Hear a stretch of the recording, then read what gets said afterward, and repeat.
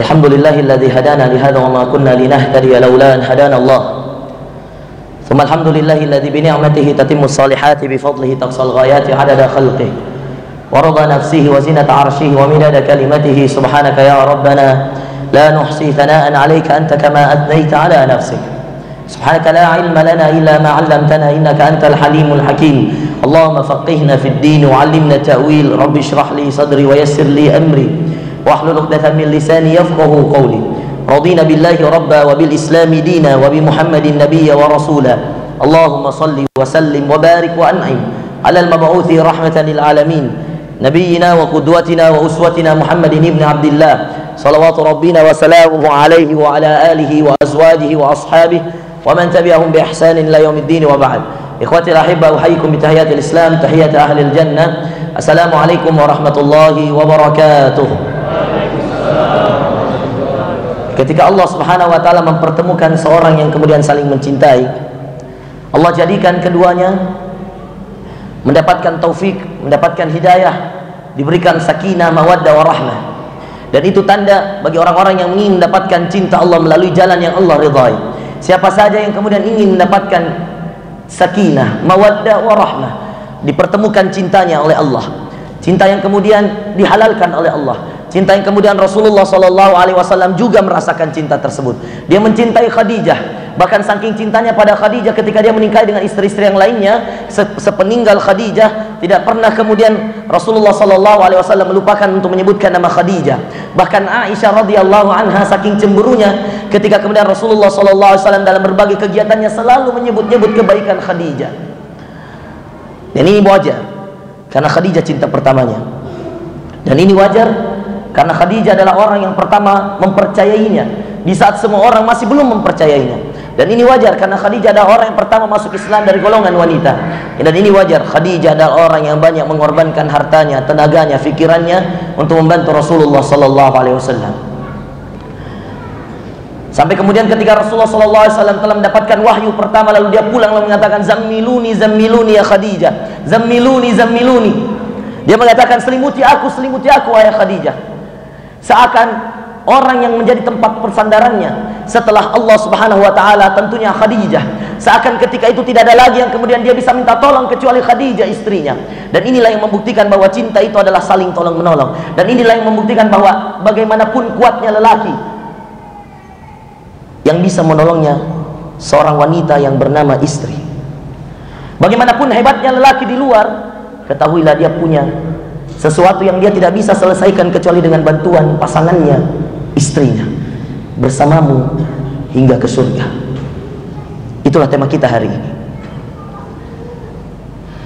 Untuk yang belum menikah dan untuk yang sudah menikah, untuk yang baru memulai pernikahannya atau untuk yang sudah lama dengan pernikahannya. Ada ayat dalam Al-Quran yang tadi saya katakan, ketika Allah menjodohkan Anda, dan mungkin setiap kali Anda kemudian meminta qari membacakan ayat dalam pernikahan, tentu ayat yang dia pilih adalah ayat dalam surah Ar-Rum atau ayat pertama dalam surah An-Nisa. Tetapi memang yang paling tepat ketika kemudian pernikahan itu dilangsungkan adalah ayat dalam surah Ar-Rum, yang kemudian saya katakan tadi, ketika Allah Subhanahu wa taala mempertemukan Anda dengan orang yang Anda cintai dan Anda dijadikan halal karena jalan yang halal, maka kemudian Allah akan menurunkan sakinah, mawaddah, warahmah. Tapi pertanyaannya, sampai kapan ini bertahan? Nanti kita cerita. Kita mulai dari awal turunnya sakinah, mawaddah, warahmah. Ketika Allah Subhanahu wa taala mempertemukan Anda dengan orang yang Anda cintai dengan jalur yang halal, dengan cara yang syar'i, maka itulah kemudian yang dinamakan sakinah, mawaddah, warahmah. Ada ketenangan ketika menikahinya, ada cinta yang akan tumbuh ketika menikahinya, dan akan ada rahmat dari Allah yang akan diberikan ketika Anda telah menikahinya. Dan rahmat itu adalah diantaranya, diantara rahmat ketika telah menikahnya seorang lelaki dan seorang wanita adalah dikaruniakannya kepada keduanya seorang anak. Itulah rahmat. Allah berfirman, a'udzu billahi minasyaitonir rajim, wa min ayatihi an khalaqa lakum min anfusikum أنفسكم أزواجا لتسكنوا إليها وجعل بينكم مودة ورحمة إن في ذلك لآيات لقوم يتفكرون. Dengarkan ayatnya. Ketika cinta itu dimulai dengan cara yang halal, 3 janji Allah. Maka jangan pernah berharap Anda akan mendapatkan sakinah, mawaddah, warahmah kalau Anda memulai cinta itu dengan cara yang haram. Wa min ayatihi an khalaqa lakum, dan di antara tanda-tanda Allah ciptakan bagi kalian, an khalaqa lakum min anfusikum azwaja, Allah ciptakan bagi kalian pasangan kalian. Hawa diciptakan dari tulang rusuk Adam. Makanya kemudian Rasulullah SAW mengatakan khuliqatil mar'atu min dhila'. Ad-dhila' artinya tulang rusuk, ikhwan. Lalu kemudian Rasulullah SAW menjelaskan tentang tulang rusuk itu.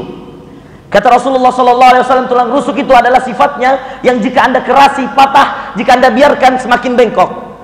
Wanita. Dan ini sifat semua wanita, semua. Bahkan istri para nabi, semua wanita. Selama dia wanita, dia berasal dari tulang rusuk dan sifatnya seperti itu. Dikerasi, patah, dibiarkan bengkok.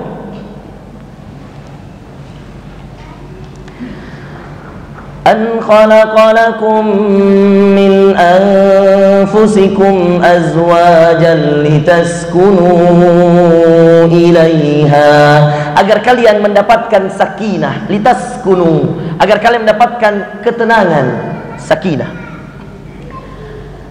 Satu. Maka orang yang kemudian menempuh cintanya, mencari cintanya dengan jalan yang syar'i, jalan yang dihalalkan Allah, maka yang paling pertama dia dapatkan ketenangan. Makanya pengantin baru itu Masya Allah tidak bisa diganggu, tenang sekali nih hidupnya. Tiba-tiba mati HP-nya.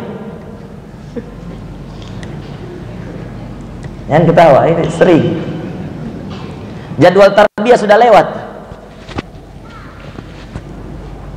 Kadang-kadang ustadznya sudah dilupakan, pada ustadznya yang kasih jodoh. Sebelum menikah 10 kali nak telepon ustadz sehari semalam. Tidak pernah berhenti nak kasih ustadz, ada yang kita dapat. Sesudah menikah, malam pertama tidak aktif HP, malam kedua cuma dibaca WhatsApp, malam ketiga tidak dibaca, malam keempat tidak dibaca, hari tarbiyah juga dia lupakan, majelis dia lupakan 1 minggu, bahkan ada yang sudah berbulan-bulan tidak kelihatan di majelis. Banyak kisah. Tapi ketenangan itu tidak bertahan lama, saudara sekalian. Pertahankan, karena ketenangan itu akan dapatkan di awal-awal pernikahan. Sisanya tinggal amalanmu yang menentukan. Jika amalanmu baik, dia akan bertahan. Jika tidak, maka akan ada saja yang kamu dapatkan. Jangankan ketika kamu beramal soleh, jangankan ketika kamu berbuat dosa, sedangkan dalam keadaan beramal soleh saja Allah masih mengujimu dengan ujian-ujian. Nah, nanti akan kita potretkan sedikit gambaran tentang keluarga Ibrahim. Ini keluarga tersukses.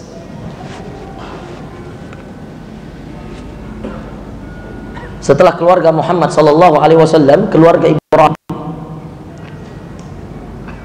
adalah keluarga tersukses. Suami istri pejuang, anak-anak pejuang, cucu-cucu pejuang, dan semuanya dilingkupkan dalam ketaatan dan keimanan. Alu Muhammad wa alu Ibrahim. Makanya Anda ketika tasyahud asyhadu an la ilaha illallah wa asyhadu anna Muhammadar Rasulullah, Anda berdoa apa setelah itu? Allahumma salli ala Muhammad wa ala ali Muhammad. Apa artinya ali Muhammad? Keluarga Muhammad. Kama sallaita ala Ibrahim wa ala ali Ibrahim. Kita jelaskan dulu tadi Ar-Rum. Setelah Anda dapatkan sakinah tadi, ikhwas kalian, Allah tumbuhkanlah itu mawaddah warahmah. Dan ini poin yang kedua yang membuktikan kenapa banyak gagal pernikahan di awal-awal usianya.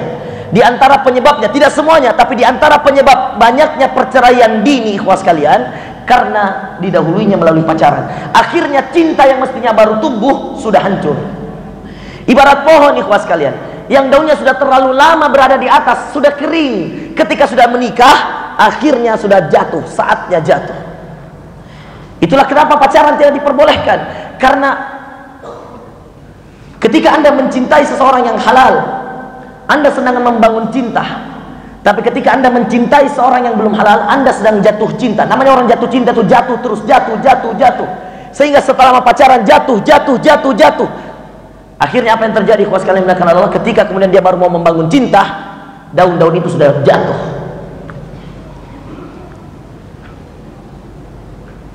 Dua bulan pertama cerai. Kenapa? Karena tidak membangun cinta. Ikhwas sekalian dimuliakan oleh Allah Subhanahu wa taala. Dan inilah yang kemudian Allah katakan, litaskunu ilaiha wa ja'ala bainakum mawaddah. Allah jadikan bagi kalian cinta. Dan ingat, cinta itu perlu konsekuensinya, ikhwan. Kalau Anda mencintai, Anda harus mendapatkan dua konsekuensi mutlak yang harus Anda terima. Tidak ada orang mencintai kecuali dia akan mendapatkan dua hal ini. Satu, ujian. Untuk membuktikan dia serius mencintai atau dia hanya main mencintai. Apakah dia mencintai karena Allah atau dia hanya mencintai karena dunia? Ujian. Dan yang kedua yang harus Anda terima dari kata cinta, pengorbanan. Adakah waktu yang Anda korbankan untuknya? Adakah tenaga yang harus Anda korbankan untuknya? Dan bagaimana ketika harus disandingkan di hadapanmu perintah Allah dan panggilannya? Berkorban. Sebagaimana Ibrahim berkorban. Nanti kita jelaskan. Itu yang kedua. Ketenangan, cinta. Lalu yang ketiga yang akan menjadi fitrah setiap orang yang akan mendapatkan tiga hal tersebut ketika dia mencari pasangannya dengan jalur yang halal dan menikahnya dengan jalur yang halal adalah rahmah. Wa ja'ala bainakum mawaddatan wa rahmah. Lalu kami jadikan bagi kalian mawaddah, cinta, wa rahmah, kasih sayang. Lalu Allah tutup ayat dengan mengatakan, inna fi dzalika laayatin liqaumin yatafakkarun. Sungguh itu adalah tanda-tanda bagi orang yang berfikir. Berfikirlah. Orang-orang yang berakal akan tahu bahwa kemudian ketika dia menikah dengan jalur yang halal, Allah akan turunkan baginya rahmat. Dan diantara rahmat tiga hal. Kalau ada yang sudah menikah belum menemukan tiga hal ini, berarti ada yang kurang dalam kehidupan Anda. Satu, di antara rahmat Allah Subhanahu wa taala, Allah berikan kepada Anda rezeki yang tidak Anda temukan ketika sebelum menikah. Yang sudah menikah sudah mendapatkan itu? Saya yakin sudah. Yang kedua yang akan Anda dapatkan dari rahmat Allah Subhanahu wa taala yang Anda tidak temukan sebelum Anda menikah, ketenangan dalam beribadah.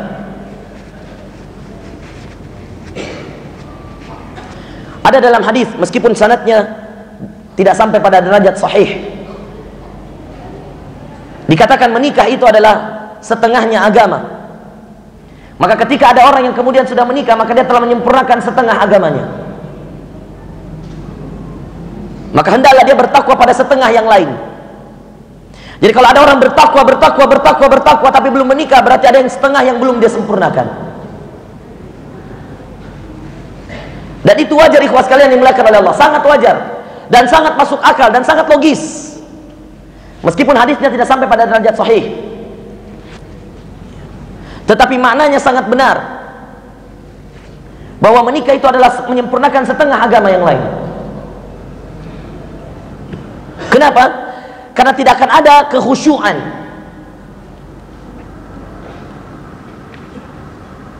Ada mungkin, tapi derajatnya masih kurang dibandingkan orang yang kemudian telah merasakan yang namanya menikah. Dan menikah itu kenikmatan lahir dan batin, ketentraman jiwa. Makanya kemudian para ulama Menganjurkan kemudian ketika Rasulullah SAW mengatakan an-nikahu sunnati, nikah itu adalah bagian dari sunnahku, maka para ulama mengikuti sunnah Rasulullah SAW. Bahkan diantara mereka malu ketika menikah di atas usianya Rasulullah SAW. Rasulullah menikah di usia 25 tahun, padahal dia Nabi, dia Rasul. Makanya diantara para ulama malu ketika kemudian 25 tahun usianya dan dia belum menikah. Mengambil contoh dari seorang teladan bernama Muhammad sallallahu alaihi wasallam yang menikah di usia 25 tahunnya padahal dia Nabi, dia Rasul. Maka yang sudah 25 tahun tahu diri ki.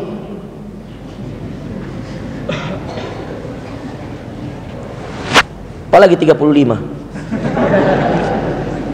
Ada tahu gitu nah? Baik. Kita bukan? Enggak Ji, enggak apa-apa Ji. Baik, next. Ini akan didapatkan fitrahnya. Tapi lihat saudara sekalian, episode itu belum berakhir dengan ijab kabulmu, belum. Karena menikah itu setengah agama, bukan seluruh agama, bukan. Nah, kasih bagi kertas saya, baru kita duduk. Apa ini? Oh, iya. Saya kira kau bilang 5 menit lagi. Wih, balisiku saya kalau baru datang ada di kertas datang. Ya baik, ini panitia. Ya, fulmi akhwat Ustaz, minta dirapatkan. Ya mohon dia akhwat dibawakan, dirapatkan katanya. Tabe. Ya kasih maju-maju tempat duduk tak tahu. Ya, dia mau kau balik, kamu kan kau yang ngatur. Innalillahi wa inna ilaihi. Semangatnya itu untuk perhatikan akhwat. Ada yang perhatikan di belakang. Tenang mau kau bos.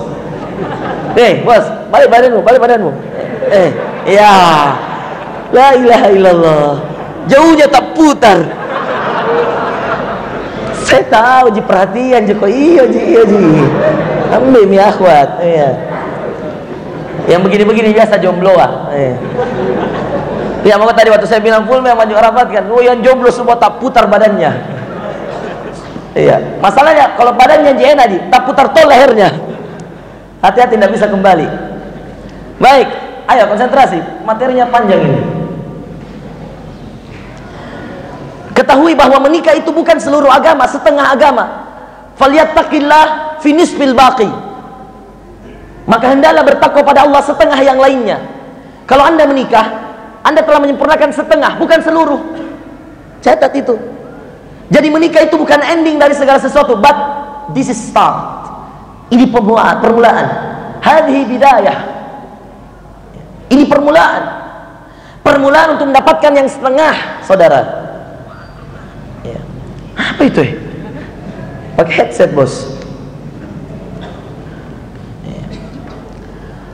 Bisa difahami ikhwan.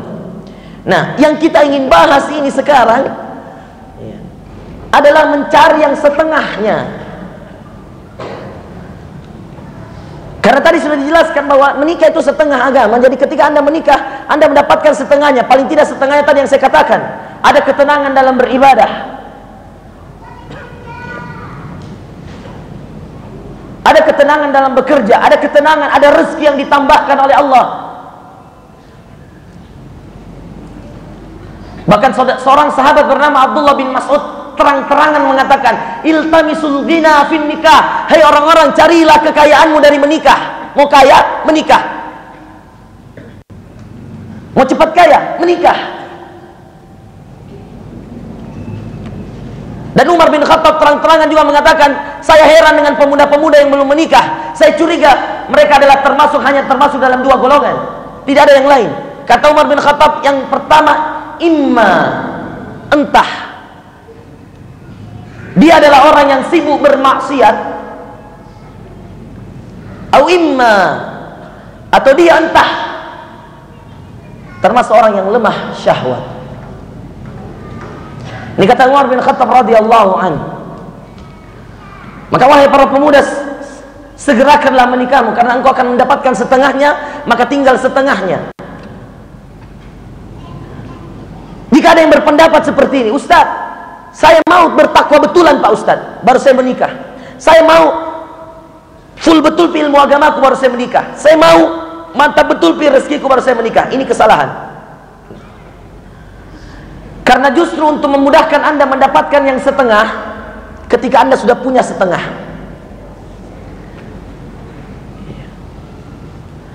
Itulah kenapa Rasulullah SAW jadi Rasulnya 40 tahun usianya, tapi menikahnya 25 tahun, 15 tahun lebih cepat dari ketika dia menerima jabatan sebagai seorang Rasul. Belum banyak yang mengikutinya di usia 25 tahun, saudara. Belum banyak yang beriman padanya di usia 25 tahun, ikhwan. Tapi beliau menikah. Dia belum menjadi pemimpin di kota Madinah waktu itu, belum. Dia belum menjadi Rasul waktu itu, belum. Tapi beliau menikah. Dan beliau mengatakan, an-nikahu sunnati faman ragiba an sunnati falaysa minni. Menikah adalah sunnahku, dan siapa yang tidak mengikuti sunnahku maka dia tidak termasuk golonganku. Maka ikhwas sekalian yang dimuliakan oleh Allah, mendekatkan diri ke surga di antara caranya menikah, berlandaskan hadis yang tadi,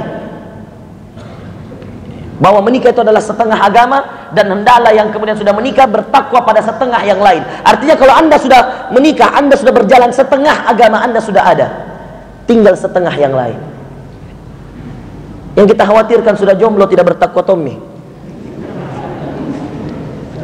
ya. Jangan katakan nanti Ustaz nanti. Nah, ini kesalahan yang sangat fatal. Mereka mengiranya nikah itu sekedar adat, sekedar ganti status. Bukan, nikah itu ibadah untuk mendekatkan diri pada surga Allah, untuk memudahkan diri mendapatkan keridhaan Allah. Itu nikah. Makanya dia disegerakan sebagaimana Anda menyegerakan umroh kalau Anda punya dana. Bahkan ketika ditanya oleh salah seorang syekh kami, ketika ditanya, ada dulu murid ketika kami di Sudan, talaki seperti ini, ada yang bertanya, dibuka sesi tanya jawab. Lalu ada yang bertanya, ya syekh, mana yang harus diutamakan oleh seorang penuntut ilmu seperti kami? Apakah kami lebih mengutamakan ketika kami punya dana? Apakah kami lebih mengutamakan umroh atau menikah? Kata syekh, menikah. Orang ini nggak puas, lalu dia bertanya lagi pada syekh, ya syekh, kenapa harus menikah dulu? Bukannya lebih afdal kalau saya umroh dulu? Kata syekh, bukannya lebih baik ketika kamu menikah lalu kemudian Allah berikan kamu rezeki untuk umroh bersama?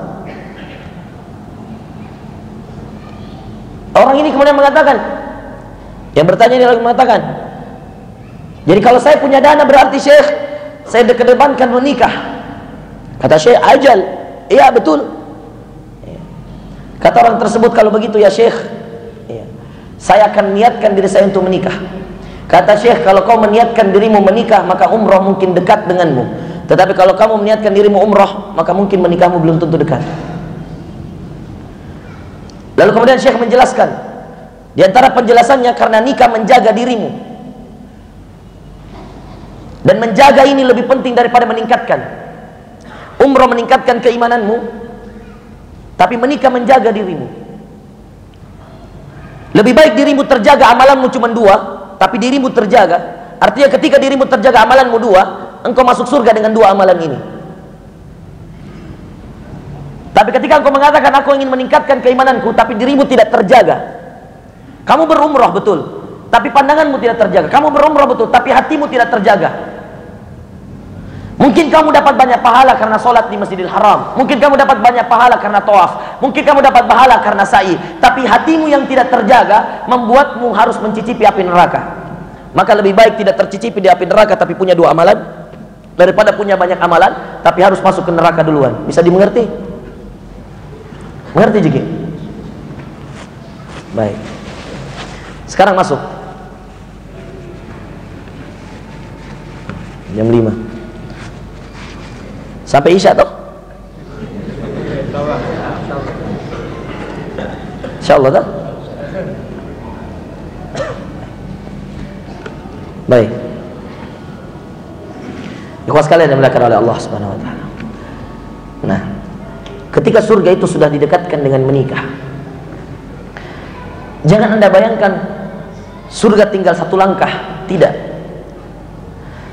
Tapi surga masih panjang, sepanjang ajal yang Allah telah tetapkan untukmu, sepanjang usia yang akan Allah berikan kepadamu. Seperti itulah engkau harus mempertahankan setengahnya agamamu ini dan mencari setengah yang lain. Karena hati-hati ketika Anda sudah menikah, Anda sudah mendapatkan yang setengah. Ketika Anda justru ingin mencari yang setengah lagi, menyempurnakan yang setengah lagi dari agama, justru Anda gagal karena Anda tidak faham bagaimana mencarinya, bagaimana mengelolanya. Dan ini yang paling dikhawatirkan oleh para salaf terdahulu, ketika kemudian hartanya, istrinya dan hartanya melalaikannya dari mengingat Allah. Dan ayatnya jelas dalam surah Al-Munafiqun. Allah berfirman, ya ayyuhalladzina amanu. Itulah tadi yang kita katakan, ikhwas sekalian, bahwa ada orang-orang yang sebelum menikah, Masya Allah, rajinnya hadir dalam majelis ilmu, rajinnya hadir dalam halaqah-halaqah tarbiyah, rajinnya hadir dalam halaqah-halaqah menyetorkan hafalan Quran, Masya Allah, tidak diragukan lagi. Tapi setelah menikah hilang dari peradaban. Secara tidak langsung dia membuktikan bahwa dirinya telah dikuasai oleh istri dan anak-anaknya. Dan demi Allah dan Mutarabbi, saya sampai menyesal dan sampai mengirimkan kepada saya WA itu, meminta maaf. Setelah diuruskan, dinikahkan, kita yang pasang badan dan kita yang kemudian uruskan misalkan, lalu hilang tiba-tiba, lalu meminta maaf setelah 6 bulan. Saya tidak sibuk karena yang kemudian saya mau didik banyak. Mau lepas 5, datang 10. Saya kalau buka halaqah sekarang ini penuh. Siapa yang mau dibina langsung oleh saya? Pasti angkat tangan banyak. Tapi enggak ada waktuku. Saya punya 5 halaqah tarbiyah, 4 komunitas saya bina. Kalau hilang 1, hilang 2, hilang 10, enggak apa-apa. Saya tidak akan merengek, ayo datang, karena Anda sudah paham ilmunya.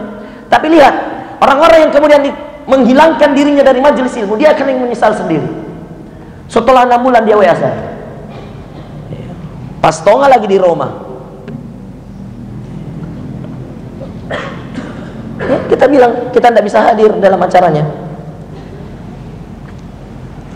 Dan itulah ikhwas sekalian, ada orang-orang yang akan melalaikanmu dari mengingat Allah justru ketika Anda sudah mendapatkan setengah. Artinya mestinya bertambah setelah setengah. Setelah setengah itu kan 50% Anda dapatkan. Menikah itu setengah agama. Falyattaqillaha fi nisfil baqi. Makanya hendaklah dia bertakwa pada setengah yang lainnya kepada Allah. Justru semestinya orang yang sudah menikah bertambah keimanannya, mendekatkan dirinya pada surga. Justru ada orang yang sedang menikah gara-gara istrinya dan gara-gara anaknya, atau gara-gara suaminya dan gara-gara anaknya, semakin mundur yang 50%. Inilah yang dinamakan pernikahan yang gagal. Ini yang dikatakan pernikahan yang menjauh dari surga. Hati-hati.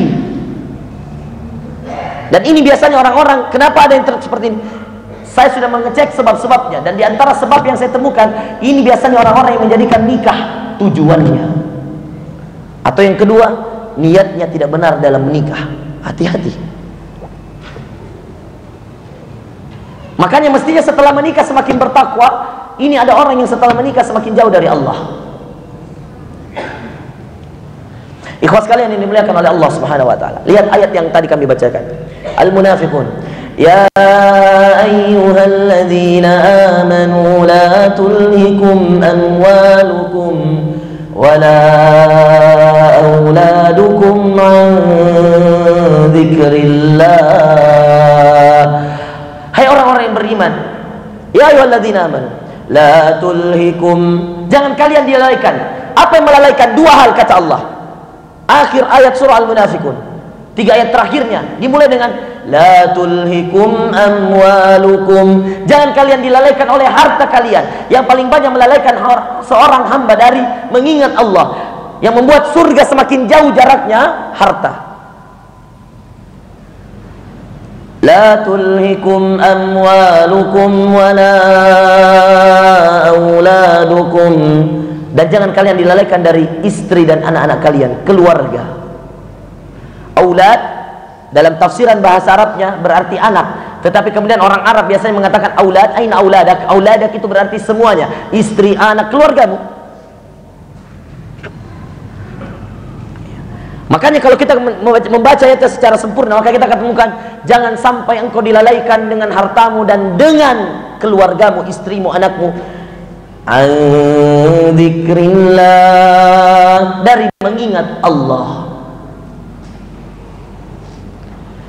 Lalu Allah katakan dalam ayatnya, wa man yaf'al dzalika fa ulaika humul khasirun.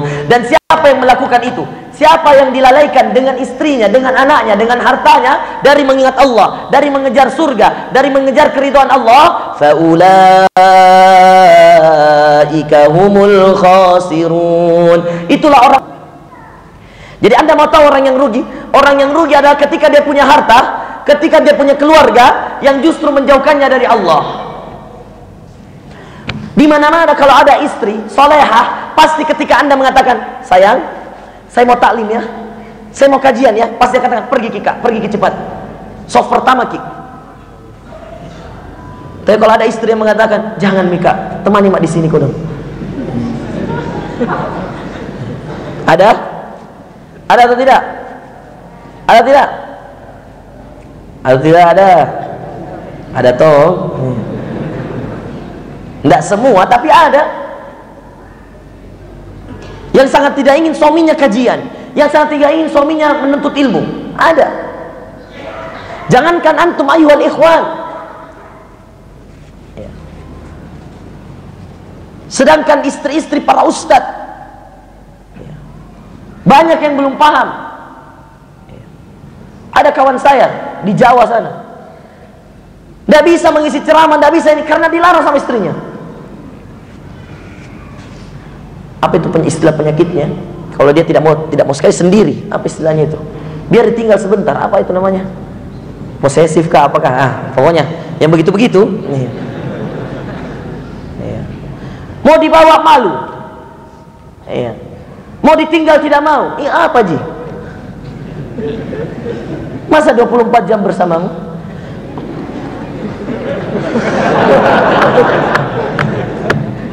Pace tadi.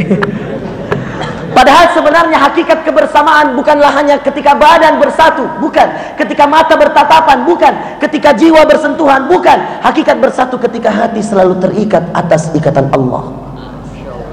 Asyik. Joblo.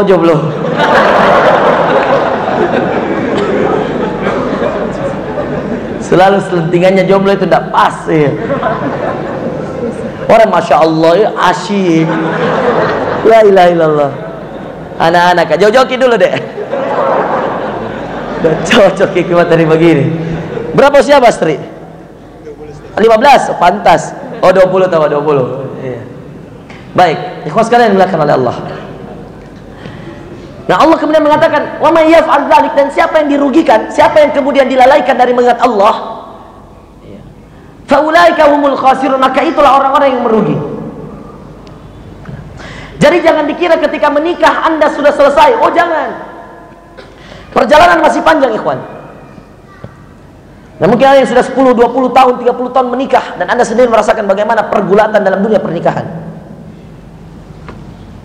Berat. Dan itulah kisah potret yang akan kita tampilkan, potret keluarga bernama Ibrahim. Jangan coba Anda tadabburi sedikit kisah. Bayangkan di dalam Al-Quran Allah mengatakan tentang Ibrahim. Allah katakan, wa atainahu fid dunya hasanah wa innahu fil akhirati laminas salihin. Kami berikan kepadanya seluruh kebaikan dunia, seluruh kebaikan dunia. Catat, seluruh kebaikan dunia. Allah yang katakan, kami berikan kepadanya seluruh kebaikan dunia. Pertanyaannya, apa kebaikan dunia yang Allah berikan? Dan lihat, pola pikir kita setelah ini harus berubah tentang kebaikan dunia. Dan lihat, pola pikir kita, gaya berpikir kita harus berubah setelah ini tentang apa itu kebaikan dunia. Saya ulangi. Dan lihat, setelah ini, setelah kami gambarkan kisah singkat tentang Ibrahim, pola pikir kita harus berubah tentang apa sebenarnya hakikat kebaikan dunia. Apa itu kebaikan versi Allah, bukan versi manusia. Allah yang katakan, wa atainahu fid dunya hasanah. Kami berikan kebaikan semuanya di dunia, kebaikan dunia kepadanya. Wa innahu fil akhirati laminas salihin. Dan sungguh dia di akhirat termasuk orang yang saleh. Sekarang pertanyaannya, mari dilihat, semenjak Ibrahim lahir sampai dia meninggal, apa kebaikan dunia yang dia terima? Dia raja? Bukan. Orang tuanya adalah nabi? Bukan. Justru Ibrahim ayahnya penyembah berhala, bahkan di antara pembesar kaum ketika itu ayahnya. Wa idh qala Ibrahim li abihi Azar. Ingatkah kalian ketika Ibrahim mengatakan pada ayahnya Azar, Al-An'am, atattakhidhu asnaman aliha, apakah kamu ingin mengambil Tuhan selain Allah, patung-patung selain Allah? Inni araka wa qaumaka fi dhalalim mubin, aku sungguh melihatmu dan pengikutmu, kaummu, berada dalam kesesatan yang nyata. Saudara sekalian yang dimuliakan oleh Allah Subhanahu wa taala, perhatikan. Lahirnya ayahnya sudah menyembah selain Allah. Masa mudanya, wah lebih parah lagi. Karena sudah muda, sudah merasa sudah punya akal fikiran yang sehat, sudah punya hujjah yang kuat, sudah punya dalil yang kuat. Ibrahim mulai melakukan keberaniannya. Dia hancurkan semua berhala. Dia letakkan kapalnya, dia letakkan kapaknya yang dia pakai untuk menghancurkan semua berhala di tempat peribadatan itu.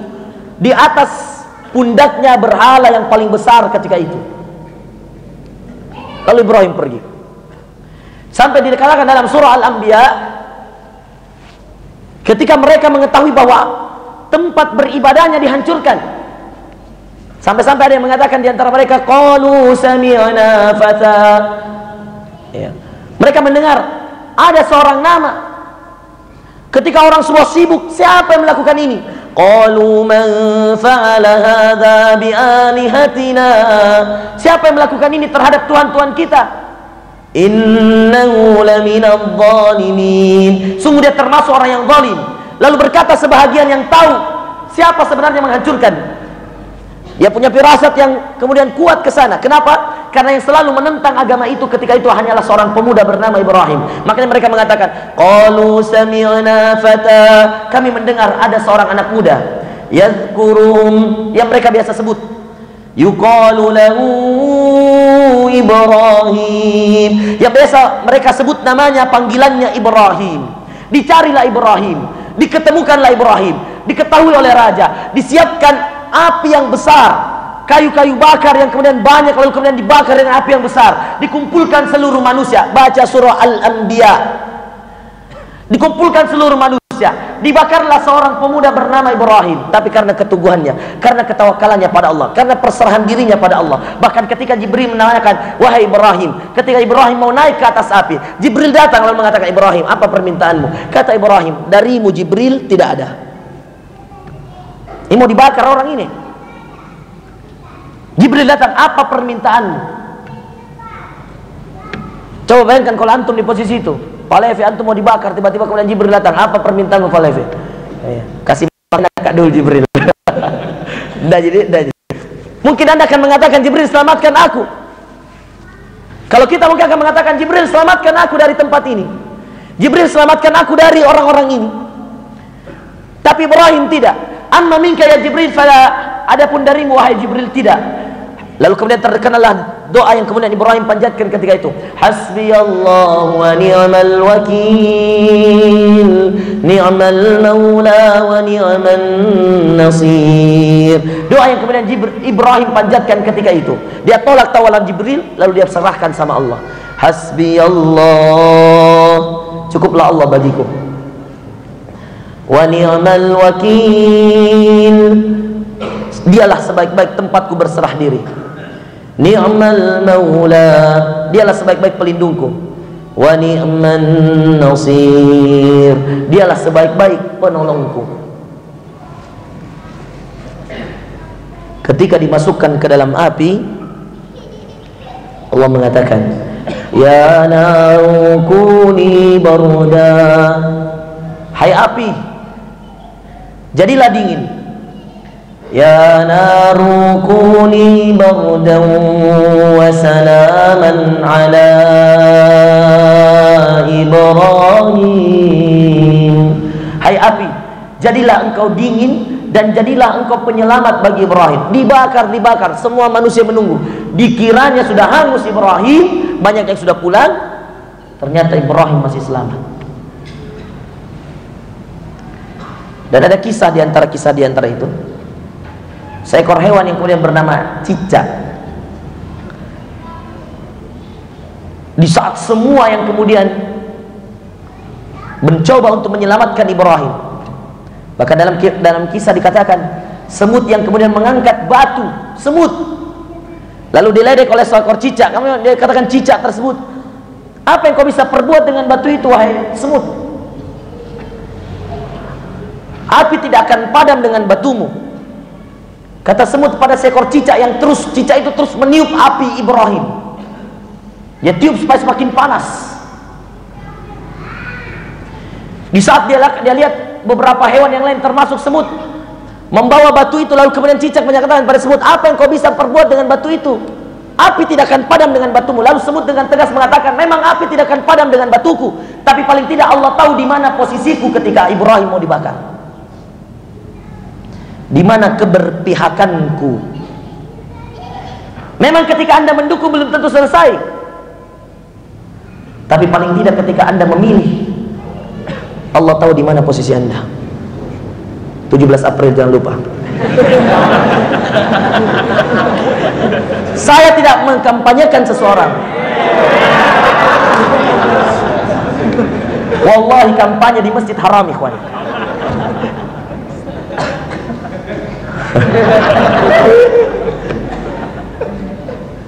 Siapa yang mau laporkan di KPU? Silahkan. Kita kah? Atau yang di sana? Atau antum semua? Saya tidak malu menerangkan bahwa saya memilih. Saya akan memilih, saya tidak mau golput. Tapi ikhwan sekalian, demi Allah, pemilihan itu hanya sekedar pemilihan. Ukhuwah nomor 1, pemilihan nomor 2. Mana yang harus diutamakan? Memilih atau ukhuwah? Yang mana yang nomor 1? Ukhuwah atau memilih? Ukhuwah. Ada pemilihan, tidak pemilihan, kita bersaudara, sepakat? Setelah itu nomor 2-nya, ketika memilih nomor 2-nya itu baru pemilihan.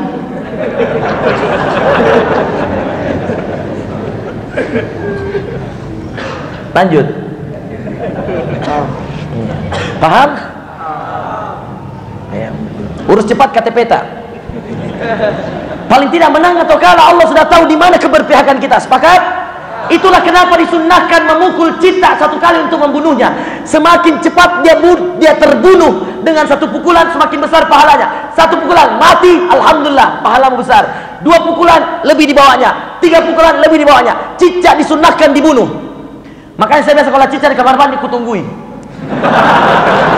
Percaya sama saya. Mungkin orang-orang di rumah tidak tahu. Tapi saya kasih tahu di sini bahwa saya yang selalu membunuh cicak di kamar mandi. Saya tungguin, saya pahala. Pahala. Siapkan pemukul terbaik. Tapi memukulnya jangan takut-takut. Apa sambil balak-balak. Jijik sekali. Jangan ikhwan, ini pahala sunnah, wallahi sunnah. Masa saya berbohong? Dan diantara sebabnya itu, ketika cicak berpihak kepada yang lain. Kalau tokek malakah saya. Angkat tangan saya kalau tokek. Tahu tokek toh? Besar sekali. Khawatir kalau kita mau pukul, lompati.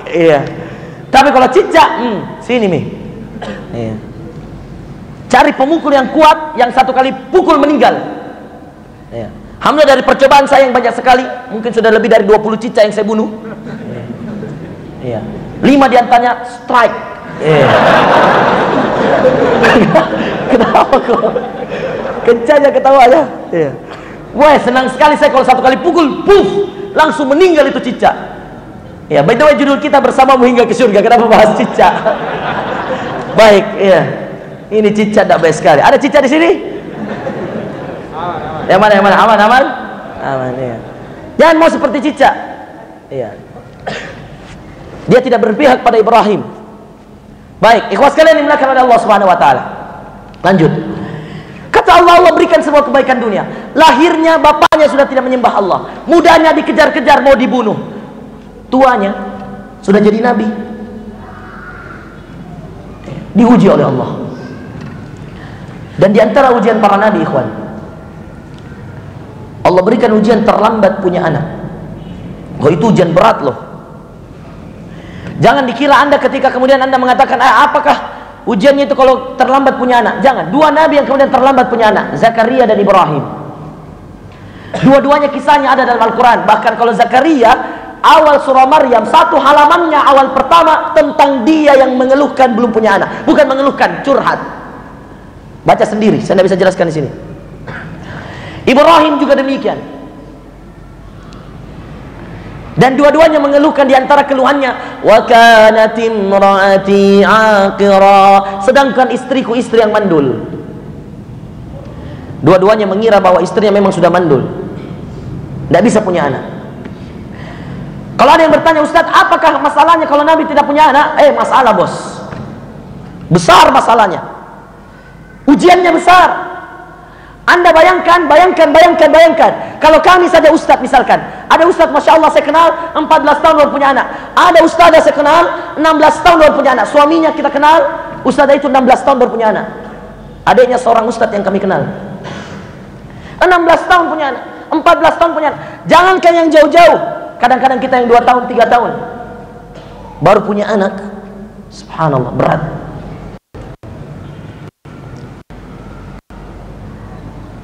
Ada misinya, Ustaz. Pertanyaan yang lain, belum ada gendongan ini, Ustaz. Pertanyaan yang lain, bayangkan. Apa lagi? Ada yang ponakan, Ustaz. Pertanyaan lain, ada lalu pernah bilang, mana Mini Fakhrul Razi Junior? Misinya apa ya?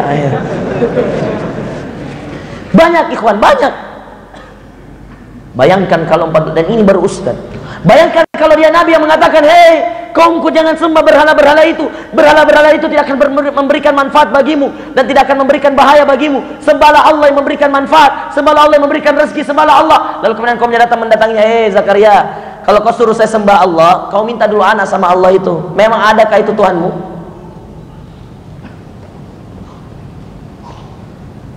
Sudah paham kenapa itu ujian? Paham? Berat, ikhwan, berat. Itu ujian. Ujian setelah menikah itu mungkin Allah menunda, menunda dirimu memiliki keturunan, dan itu ujian. Pernikahan itu. Ikhwan sekalian dimuliakan oleh Allah Subhanahu wa taala. Terlambat punya anak, ujian lagi. Punya anak, Ibrahim ketika punya anak diuji lagi. Ketika Ismail lahir, masih kecil dirinya, disuruh tinggalkan di antara Bukit Safa dan Marwah. Ujian lagi. Terlambat punya anak, ketika punya anak disuruh tinggalkan. Ujian. Siapa di antara kita yang mampu? Adakah di antara kita yang sudah lama tunggu anak, tiba-tiba lahir anaknya, lalu dia dikatakan ditugaskan dia di suatu tempat, dia berangkat? Jarang. Ibrahim diuji. Punya anak langsung disuruh ke Palestina, anaknya ditinggalkan di Mekah antara Bukit Safa dan Marwah. Sampai dalam riwayat juga diceritakan ketika kemudian Hajar, istrinya, ibunya Ismail, tidak berhenti memanggil Ibrahim yang kemudian mau meninggalkan mereka. Dan ini ayatnya ada dalam surah Ibrahim. Ketika kemudian Ibrahim mengatakan, Rabbana inni askantu min dhurriyyati biwadin ghairi dhi zar'in 'inda baitikal muharram. Kata Ibrahim, dia berdoa pada Allah ketika disuruh pergi meninggalkan Ismail yang masih kecil, disuruh ke Palestina, disuruh ditinggalkan di tempat yang tidak ada air, tidak ada tumbuhan, tidak ada makanan. Jangankan makanan, air aja nggak tumbuh, air aja nggak ada, apalagi tumbuhan mau tumbuh. Kata Ibrahim dalam doanya, Rabbana inni askantu min dhurriyyati biwad. Ya Allah, aku titipkan anakku pada sebuah lembah, keturunanku pada sebuah lembah.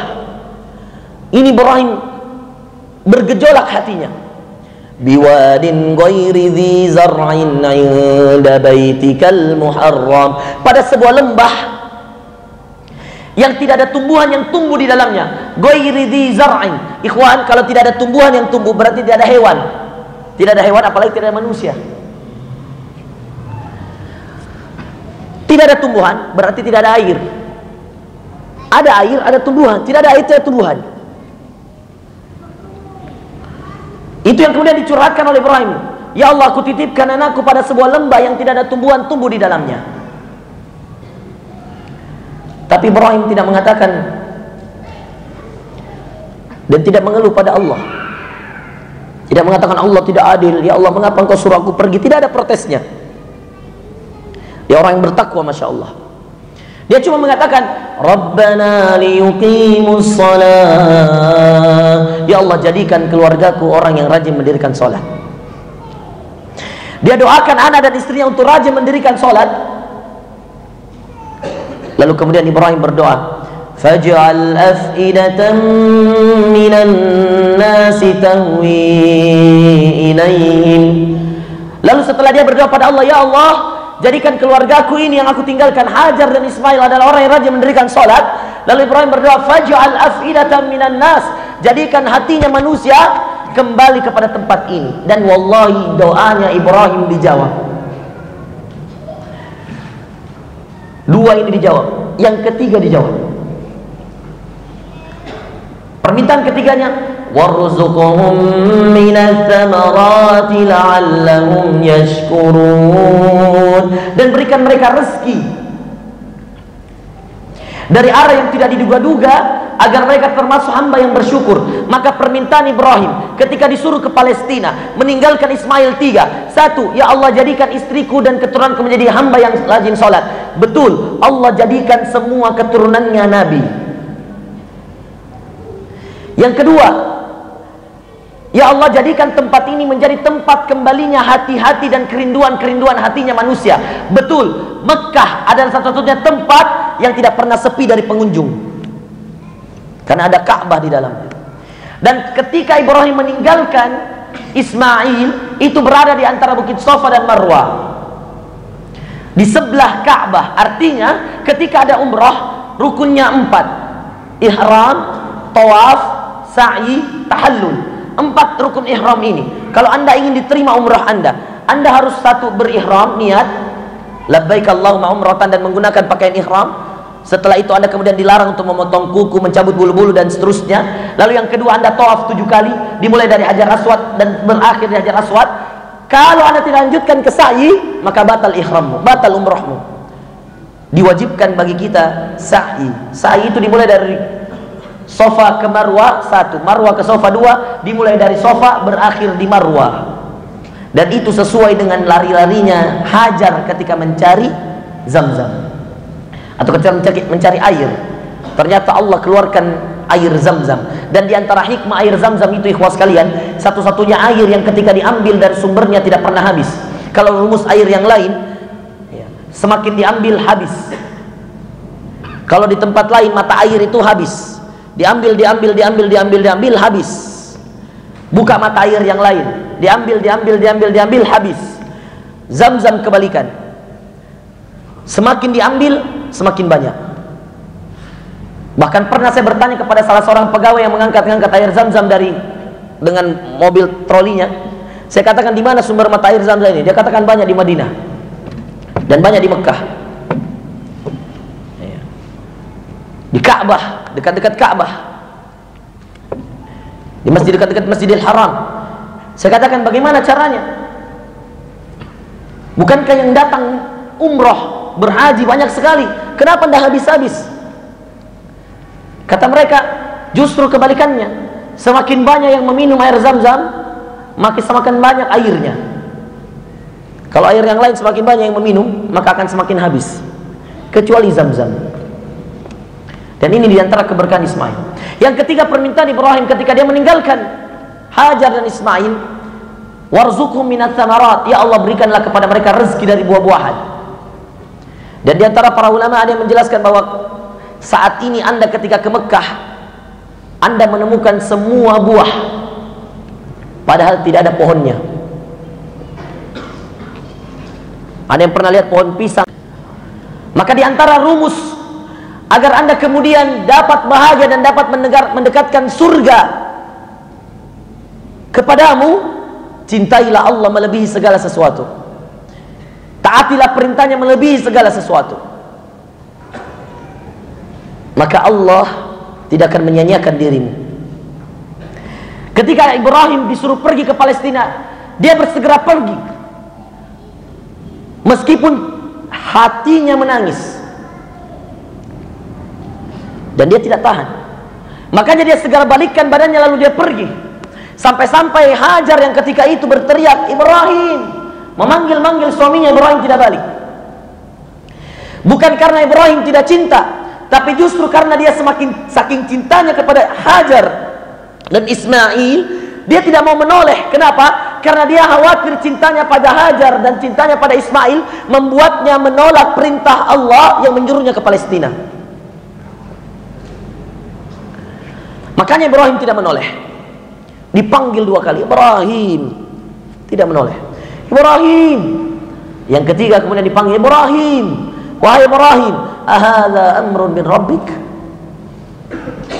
Wahai Ibrahim, apakah ini perintah dari Tuhanmu? Ibrahim yang ketika itu sudah berjalan meninggalkan Hajar dan Ismail, seketika berhenti dan terpaksa menolehkan wajahnya lalu mengatakan, "Na'am, hadza amrun min rabbi." Iya, ini adalah perintah dari Tuhanku. Lalu kemudian Ibrahim melanjutkan perjalanannya. Allahu Akbar. Kisah perjuangan seorang Ibrahim dalam mempertahankan cintanya, dan cinta itu butuh ujian. Ikhwas kalian yang dimuliakan oleh Allah, dikiranya sudah selesai, belum selesai. Ternyata ketika Ibrahim pulang dari Palestina menemui Ismail yang ada di kota Mekah, baru dia bertemu kembali anaknya setelah bertahun-tahun dia meninggalkan anaknya. Ketika pulang mestinya kemudian dia bercengkerama bersama keluarganya, istri dan anaknya Ismail. Dia mestinya bersayang-sayangan dulu. Apa yang terjadi? Allah mimpikan dia dengan mimpi yang aneh. Dan mimpinya para nabi itu wahyu. Wahyu yang datangnya dari Allah. Ketika kemudian Ibrahim bermimpi, dan ini diabadikan dalam surah As-Saffat, dalam Al-Quran As-Saffat. Kata Ibrahim, "Ya bunayya inni ara fil manami anni adbahuk fanzur madza tara." Hai bunayya, ya bunayya, hai anakku, aku melihat dalam mimpiku aku menyembelihmu. Fanzur madza tara, lihatlah apa pendapatmu. Kata Ismail, "Ya abati fa'al ma tu'mar." Hai ayahku, kerjakan apa yang diperintahkan kepadamu.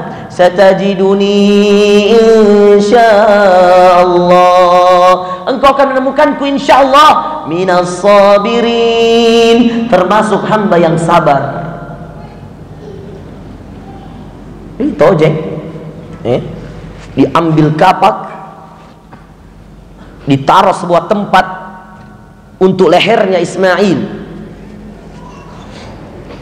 dan itu masih ada sampai saat ini. Diambilnya Ismail, ditaruhnya lehernya, diambilnya kapak, dan diangkatnya, sudah diangkat ini. Tidak tanggung-tanggung. Ujian yang begitu berat. Siapa di antara kita yang berani? Saya yakin tidak. Ketika diangkat, Allah gantikan dengan seekor kibas, yang kalau kayak sekarang domba atau kambing. Dan itulah yang menjadi sunnah hari ini. Ketika Idul Adha, gara-gara kejadian itu diperingati sebuah hari raya besar Islam namanya Idul Adha, hari pengorbanan. Dan hari-hari itu hari-hari tasyrik. Tidak boleh Anda berpuasa pada 3 hari itu. Kalau Idul Fitri dan Idul Adha wajar, karena ini 2 hari raya. Tapi 3 hari tambahan ikhwas kalian yang tidak boleh Anda berpuasa ketika itu adalah 11, 12, 13 Zulhijjah. 3 hari tasyrik. 10 Zulhijjah sama dengan hari Idul Adha. 11-nya, 12-nya, 13-nya tidak boleh puasa. Anda makan Dan disunnahkan memakan hewan-hewan yang kemudian disembelih. Kambing, sapi, onta, silahkan. Dan ini menjadi bukti bahwa subhanallah, Allah tidak menyanyiakan semua pengorbanan Ibrahim. Tapi yang ingin saya angkat hari ini, ikhwas sekalian, bukan hanya itu.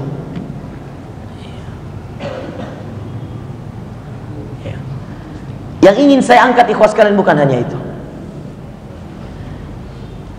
Yang ingin saya angkat kembali pada awal sekali saya bercerita tentang kisah Ibrahim. Mana itu ayat tadi yang Allah katakan, wa atainahu fid dunya hasanah. Mana ini ayat yang ada dalam surah An-Nahl, di akhir ayat surah An-Nahl, di halaman terakhir dalam surah An-Nahl, ketika Allah bercerita tentang Ibrahim, wa atainahu fid dunya hasanah, kami berikan kepadanya kebaikan di dunia ini, semua kebaikan di dunia ini. Pertanyaan saya, mana kebaikannya? Nah, dari awal lahirnya sampai dia punya anak, ujian-ujian mami dihadapi.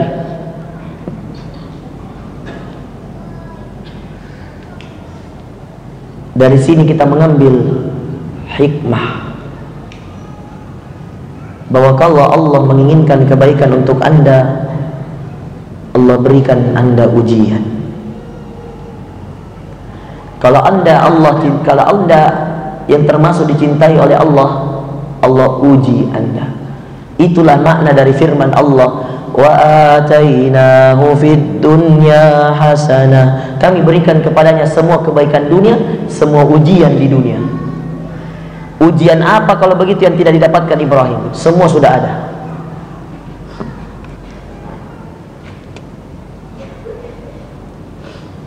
Dan Allah muliakan dia setelah Allah uji dirinya.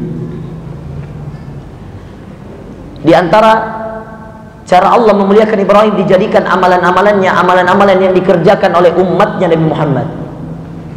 Satu, ada sa'i, ada solat di belakang makam Ibrahim. Kalau Anda yang pernah umrah, ketika sudah tawaf 7 kali, Allah berfirman, wattakhidhu min maqami Ibrahim musalla. Solatlah di belakang makam Ibrahim. Makam Ibrahim tempat pijakan kaki Ibrahim ketika membangun Ka'bah.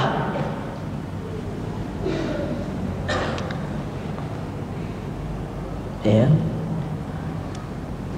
Itu yang kedua. Yang ketiga dijadikan sa'i. Inna safa wal marwata min sya'airillah. Sungguh Safa dan Marwah adalah syiar-syiar Allah. Yang melakukan Safa dan Marwah itu istrinya Hajar. 3. Jadi semua orang yang sholat di belakang makam Ibrahim, Ibrahim dapat pahalanya dan keluarganya. Semua orang yang tawaf di Ka'bah, Ibrahim dapat pahalanya. Kenapa? Karena yang bangun Ka'bah itu pertama kali Ibrahim dan Ismail. Ingatkah kalian ketika Allah berfirman dalam Al-Baqarah, wa idh yarfa'u Ibrahimul qawa'ida minal baiti wa Ismail. Ingatkah kalian ketika Ibrahim dan Ismail telah menyelesaikan pembangunan Ka'bah? Lalu mereka berdoa dengan doa yang sangat terkenal, Rabbana taqabbal minna, ya Allah terimalah amalan kami ini, innaka antas samiul alim, sungguh Engkau maha mengetahui, maha mendengar lagi maha mengetahui. Maka setiap yang tawaf, Ibrahim dapat pahala. Salat di belakang makam Ibrahim, Ibrahim dapat pahala. Pindah ke sa'i, Ibrahim dapat pahala. Istrinya mencari itu kan karena Ibrahim pergi ke Palestina menaati Allah, maka istrinya pahalanya juga dapat pahala, Ibrahim juga dapat, istrinya juga dapat. Yang meninggalkan karena taat pada Allah dapat, yang ditinggal karena taat pada Allah juga dapat. Bayangkan berapa puluh triliun manusia dari zamannya itu sampai sekarang yang bertawaf, bersa'i, dan semua pahalanya ke Ibrahim. Maka ketika Anda diuji oleh ujian-ujian rumah tangga, jangan buru-buru suudzon sama Allah. Mungkin Allah mau memuliakanmu, mungkin Allah mau kalian berangkulan ke surga seperti Hajar dan Ibrahim. Dan mungkin Allah mau juga agar anakmu diangkat ke surga seperti Ismail. Kelebihan yang selanjutnya, hikmah yang selanjutnya, ikhwas sekalian, dari ujian-ujian yang Allah katakan tadi kami berikan kepada Ibrahim semua kebaikan dunia, dijadikan semua keturunan Ibrahim nabi. Anaknya, cucunya, anaknya lagi, cucunya, anaknya lagi, cucunya, anaknya, semuanya jadi nabi. Ayatnya dalam Al-An'am, perhatikan. Ibrahim punya dua istri, Sarah, Hajar. Sarah, dan dua-duanya terlambat punya anak. Sarah lahir Ishak, Hajar lahir Ismail. Ya, tapi yang lebih lama punya anak Hajar, yang lebih lama punya anak Sarah.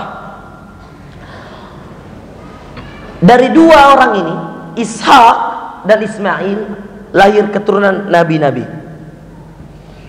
Perhatikan ayatnya. Wa tilka hujjatuna atainaha Ibrahim ala qaumi. Dan itulah hujjah kami, alasan kami, atainaha Ibrahim ala qaumi, yang kami berikan kepada Ibrahim untuk menghadapi kaumnya. Lalu Allah katakan, narfa'u darajatim man nasya. Kami angkat derajatnya siapa yang ingin kami angkat derajatnya. Dan di antara orang yang diangkat derajatnya Ibrahim. Dan apa yang membuat dia diangkat derajatnya? Ujian-ujian tadi. Perhatikan, kata Allah, narfa'u darajatim man nasya. Lalu Allah tutup, inna rabbak, sungguh Tuhanmu, hakimun alim. Hakim, bijaksana. Alim, mengetahui. Hakim, bijaksana. Tidak mungkin kan kamu diuji kecuali kamu diberikan solusi. Tidak mungkin kan kamu dibuatkan masalah kecuali dicarikan jalan keluar. Tidak mungkin kan kamu dikasih penyakit kecuali dicarikan obatnya. Tidak mungkin kan kamu dibuatkan utang kecuali Allah carikan siapa yang melunasinya. Tidak mungkin.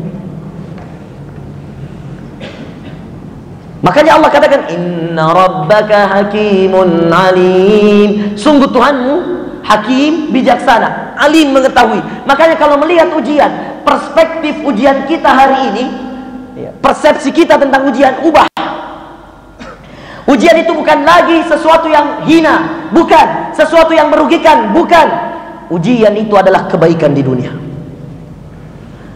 Bersandar pada potret keluarga bernama Ibrahim yang Allah katakan, wa atainahu fid dunya hasanah. Kami berikan pada Ibrahim seluruh kebaikan dunia, dan ternyata kebaikan dunia itu ujian, cobaan. Kembali pada keturunannya, lihat apa yang lebih bahagia dari Ibrahim? Siapa yang lebih bahagia dari keturunannya Ibrahim? Dijadikan keturunannya para nabi. Ayatnya dalam Al-An'am, lanjutan ayatnya tadi. Wa wahabna lahu Ishaq wa Yaqub. Kami jadikan keturunannya Ishak, anaknya Ishak. Ishak punya anak namanya Yaqub. Yaqub punya anak namanya Yusuf. Dan dari Yusuf lahir lagi keturunan-keturunan. Lihat keturunannya. Wa wahabna lahu Ishaq wa Yaqub kullan hadaina. Kami berikan kepadanya keturunan Ishak dan Yakub. Semuanya kami berikan petunjuk. Dan sebelumnya Nuh, sebelum Ibrahim Nuh. Dan ini bukan keturunannya. Wa wabna lahu Ishaq wa Yaqub kullan hadaina wa Nuhan hadaina min qabl. Dan Nuh kami telah beri petunjuk sebelum Ibrahim. Artinya tidak termasuk keturunannya. Wa min dzurriyyatihi. Dengarkan, dan dari keturunannya. Dengarkan, semua nama nabi yang saya sebutkan setelah ini keturunan Ibrahim. Wa min dzurriyyatihi. Tadi sudah dua ya, Ishak, Yakub. wa min dzurriyyatihi Daud wa Sulaiman wa Ayyub wa Yusuf wa Musa wa Harun. Berapa? 8. Tidak usah saya terjemahkan kan? Kan namanya jelas itu.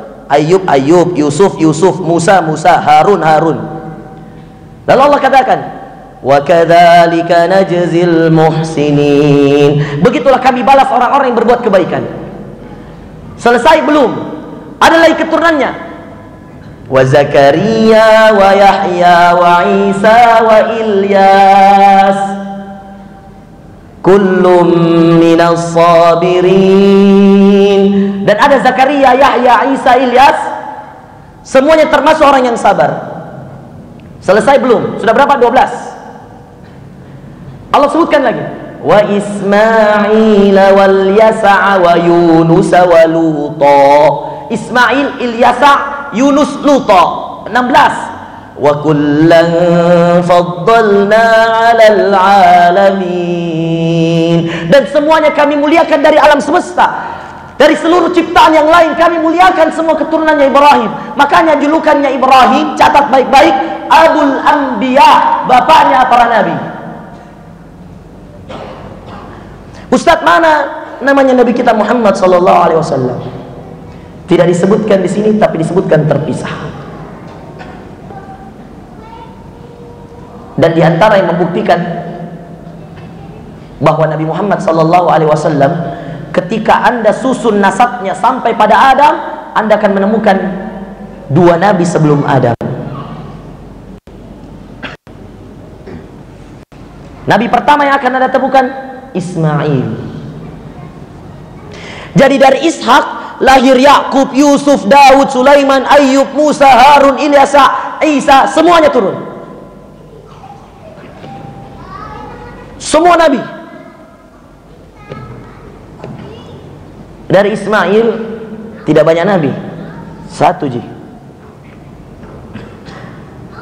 Tapi langsung yang paling mulianya, namanya Muhammad sallallahu alaihi wasallam, yang menjadi keturunan dari Ismail, Ibrahim, Adam. Jadi ada Muhammad bin Abdullah, terus sampai nasabnya Ismail, terus sampai nasabnya Ibrahim, terus nasabnya sampai ketemu Nabi Adam. Dan inilah hikmah diantara ujian-ujian yang Allah berikan pada Ibrahim. Allah jadikan semua yang berkaitan dengannya pahala yang mengalir. Semua ujiannya pahala yang mengalir sampai keturunannya, cucu-cucunya. Jadi kalau ada keturunan Nabi Muhammad SAW yang menjadi keturunan dari cucu-cucunya, cucu yang kesekian, maka itu juga menjadi keturunannya Nabi Ibrahim. Ya, karena semua keturunan Nabi Muhammad SAW adalah keturunan Nabi Ibrahim melalui siapa? Anaknya Ismail. Ikhwas sekalian yang dimuliakan oleh Allah. Sebelum kita menutup, ya ini ada tanya jawab nanti habis ini.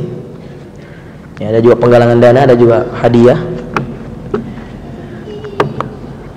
Saya ingin beritahukan kepada Anda bahwa untuk bersama ke surga, bahwa untuk kemudian berangkulan ke surga, bahwa untuk melalui kehidupan rumah tangga, bahwa untuk menjalani kehidupan yang penuh fitnah, Anda harus siap diuji. Anda harus siap difitnah. Anda harus siap mendapatkan ujian-ujian yang kadang Anda tidak sangka itu ujian Anda. Anda harus siap mengalami segala banyak keresahan hati, kegalauan jiwa, banyak. Karena dengan itu semualah Anda akan dimuliakan dan Anda akan semakin berangkulan, mengeratkan ikatan, mengeratkan pegangan menuju surga. Tapi kalau ada rumah tangga yang kemudian mau nyaman-nyaman saja, mau enak-enak saja, mau santai-santai saja, tidak ada ujiannya, tidak ada cobaannya, maka jangan Anda bermimpi Anda akan masuk ke dalam surga. Karena para nabi dan para rasul diuji. Bahkan Nabi kita Muhammad SAW secara tegas mengatakan, asyaddun nasi bala al-anbiya, thumma salihina min ba'dihim, thumma salihina min ba'dihim. Kata Rasulullah SAW, ketahuilah sungguh manusia yang paling banyak ujiannya para nabi, lalu orang-orang soleh setelahnya, lalu orang-orang soleh setelahnya. Artinya semakin soleh dirimu, semakin dekat surga untukmu. Semakin Allah ingin mendekatkan surga kepadamu dan istrimu dan anak-anakmu, maka semakin banyak ujianmu. Kalau Anda sudah merasakan itu, maka sampaikan kabar gembira, Anda telah berada di jalan para nabi, Anda telah berada di jalan para rasul, yang mana mereka diuji oleh Allah dari kanan, dari kiri, dari atas, dari bawah, dari depan, dari belakang. Apakah kemudian Anda mengatakan Allah tidak cinta pada mereka? Tidak, justru saking cintanya Allah kepada para nabinya, Allah uji para nabinya. Makanya sekarang hari ini di masjid ini, setelah tabligh akbar ini, ubah gaya berfikirmu, bahwa Anda kalau mau masuk surga nyantai-nyantai, santai-santai. Tidak. Kalau mau masuk surga, 3 hal yang harus Anda ikuti dari para nabi.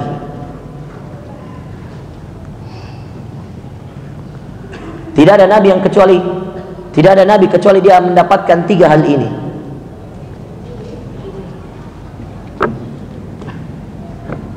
Tiga hal yang harus Anda pegang baik-baik agar Anda menjadi pengikut para nabi yang benar-benar ikhlas, tulus karena Allah. 3 hal yang semua nabi mengalami ini.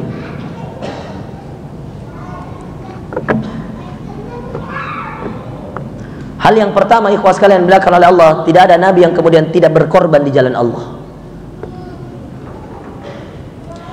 Maka hal pertama yang harus Anda siapkan untuk bersama menuju surga Allah, bersama pasangan yang kau cintai, bersama anak yang kau cintai, siapkan pengorbananmu di jalan Allah, baik melalui tenagamu, fikiranmu, ilmumu, hartamu, apapun yang bisa kau korbankan, korbankanlah di jalan Allah. Karena segala sesuatu yang akan ada di dunia ini dan yang diberikan kepadamu di dunia ini, semuanya binasa kecuali yang kau korbankan, yang kau perjuangkan di jalan Allah.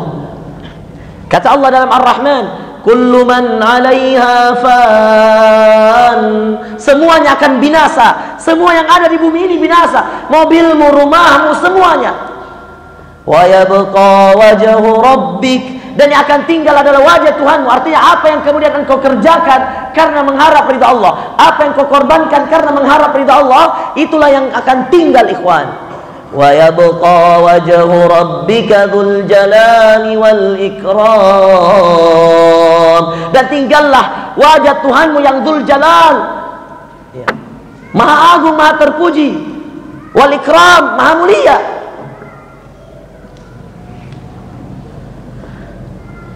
Maka kalau Anda ingin bersama ke surga, istri harus berkorban, suami harus berkorban. Istri harus siap berkorban, ditinggal oleh suaminya, kadang-kadang untuk berdakwah, kadang-kadang untuk berjihad, kadang-kadang untuk mencari nafkah, kadang-kadang sesuatu yang halal. Siapkan dirimu, dan begitu juga dengan dirimu, hai para suami.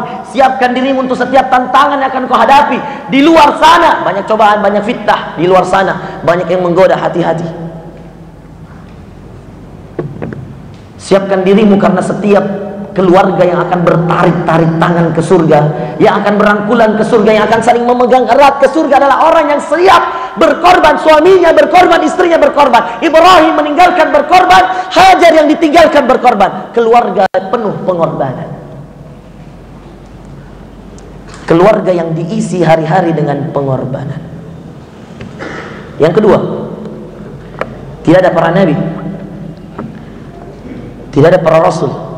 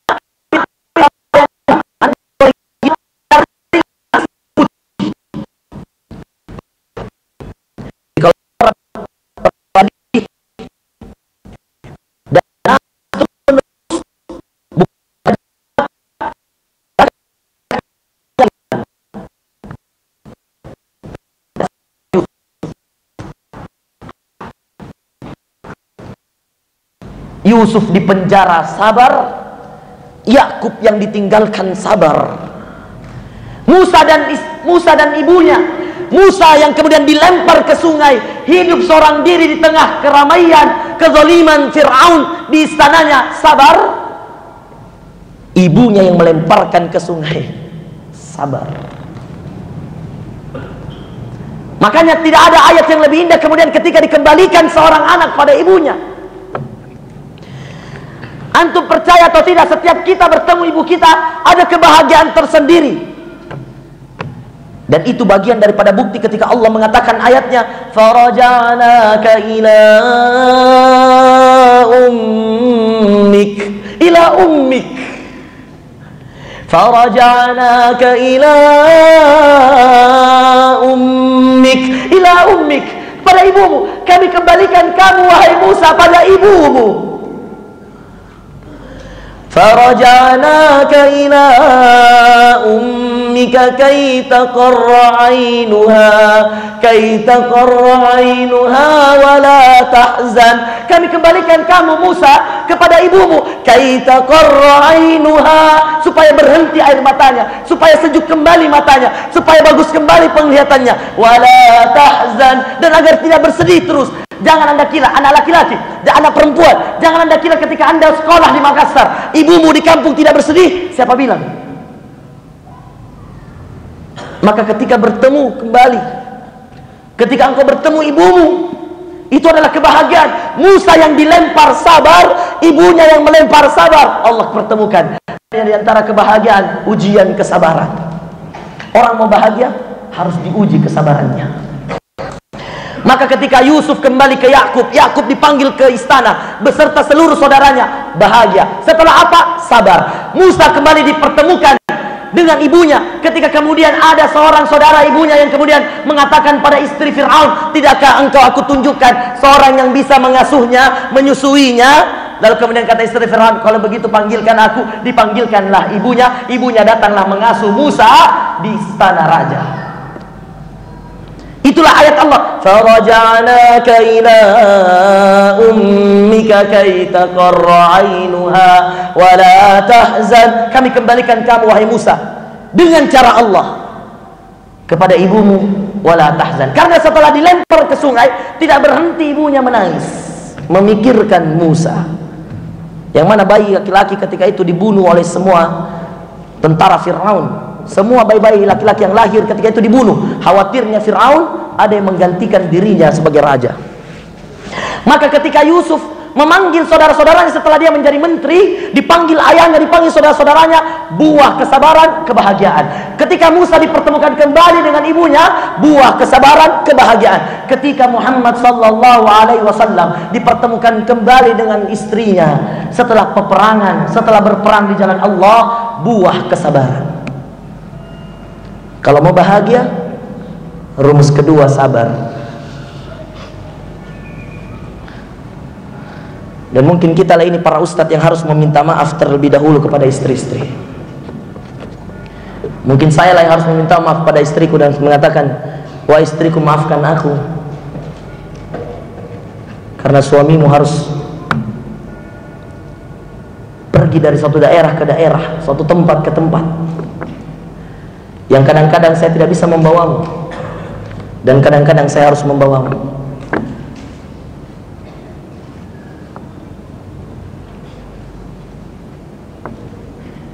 Tapi buah kesabaran, kebahagiaan, yang meninggalkan bersabar, yang ditinggalkan bersabar.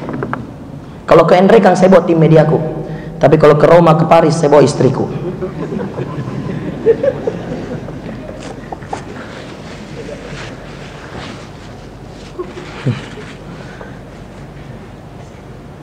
Bukan apa-apa, 2 minggu. Kalau Enrekang 1 hari, oke Ji. Astrid Ji saya lihat, Indra saya lihat, 2 minggu. Ya.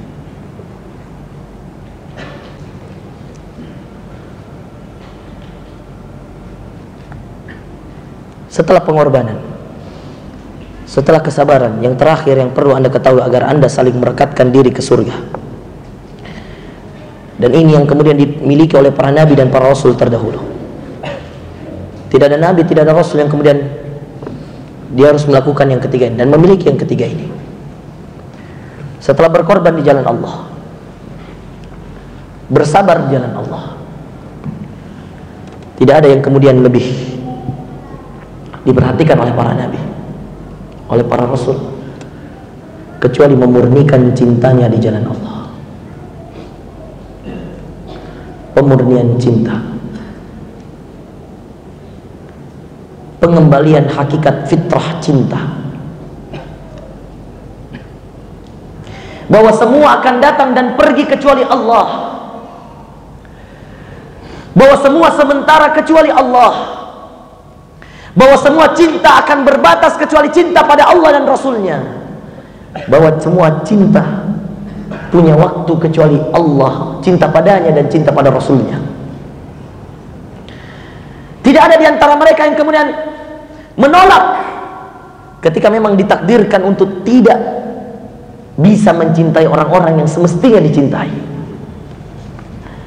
Ingatkah kalian ketika Nuh mengeluhkan anaknya yang sangat dicintainya, lalu Allah datangkan ayat dalam surah Hud, innahu amalun ghairu salih, sungguh dia bukan anakmu tetapi dia adalah amalan yang tidak saleh.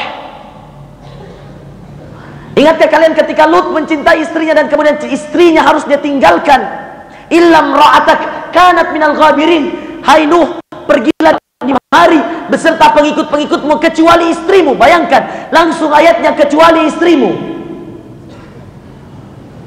Langsung memang ditunjuk kecuali istrimu Lut, tinggalkan dia, sungguh dia termasuk orang-orang yang akan dibinasakan, dimusnahkan di kota itu.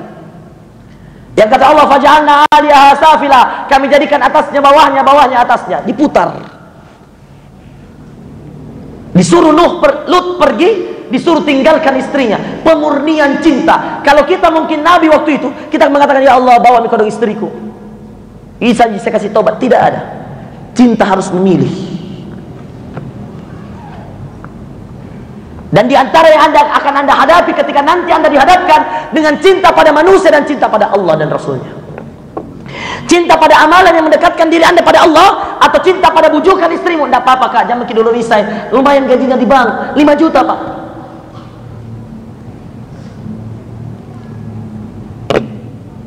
Suaminya sudah mau keluar dari bank konvensional karena ada ribanya, istri mengatakan jangan Mekika, lumayan gajinya di situ, di mana kalian mau cari kerja?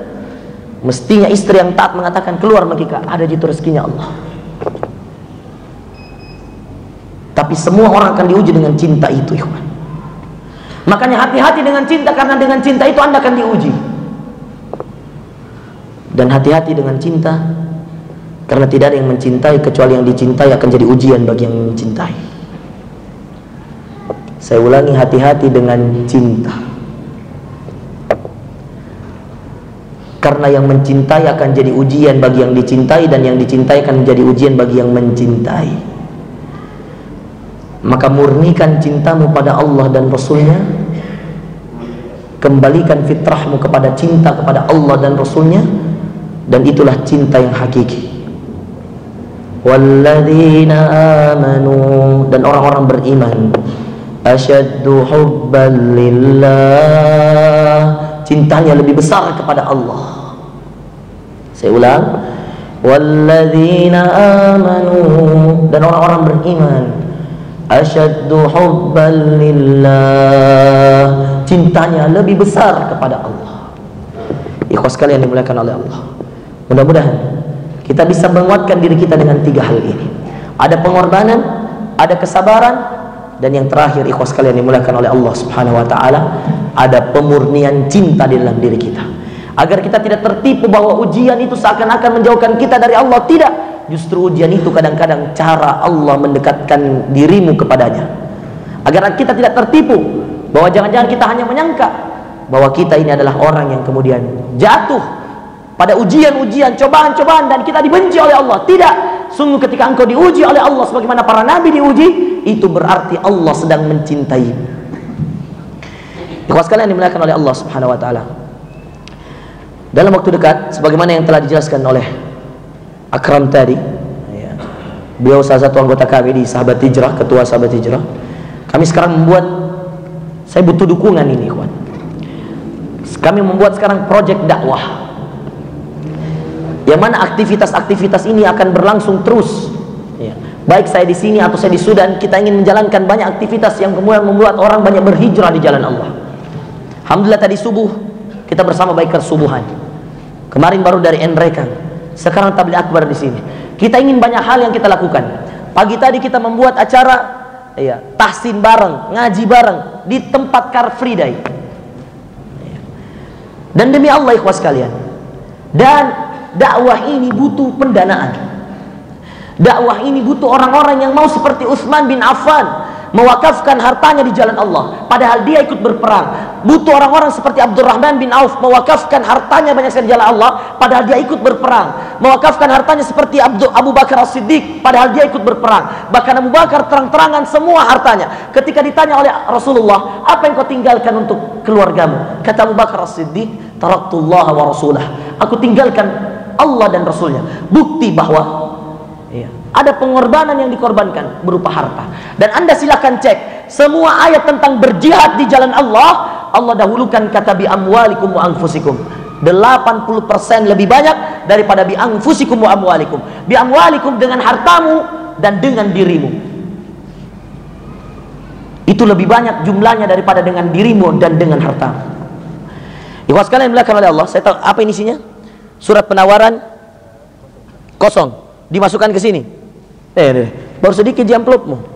Yang mau pakai langsung aja infak kalau mau. Oh iya. Mana paling anunya celengannya? Iya.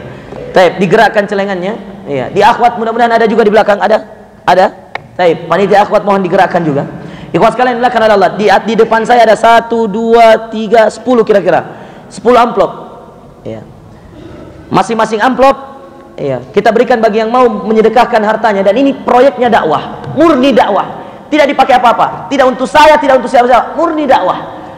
Bayar sound system, sewa tempat, sebagaimana saya katakan, insyaallah nanti saya sudah sampaikan tadi, saya akan buat acara sebelum Ramadan di Hotel Swiss Bell, mudah-mudahan doakan. Kita akan datangkan ustaz tentang Al-Quran. Tema yang sekarang ada di pikiran saya, semua bisa menghafal Al-Quran. Ada juga semua bisa menjadi generasi Al-Quran. Nanti kita fixkan, kita matangkan, nanti kita sebar. Tapi saya mau tempatnya yang bagus, sound sistemnya nyaman.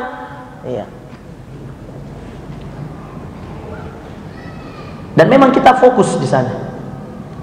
Dari pagi sampai zuhur kita berbicara dan kita datangkan ustaz-ustaz yang berkompeten di sana. Saya sudah bicara dengan beberapa ustaz yang hafid, masya Allah. Semuanya sudah mendukung dan sudah siap. Di hadapan saya ada 10. Dan ini bisa untuk orang-orang yang ingin mewakafkan hartanya di atas nominal 1 juta ke atas. Masih ada di belakang juga? Ya boleh. 500.000 boleh. 500.000 ke atas. Silakan dibagikan amplopnya.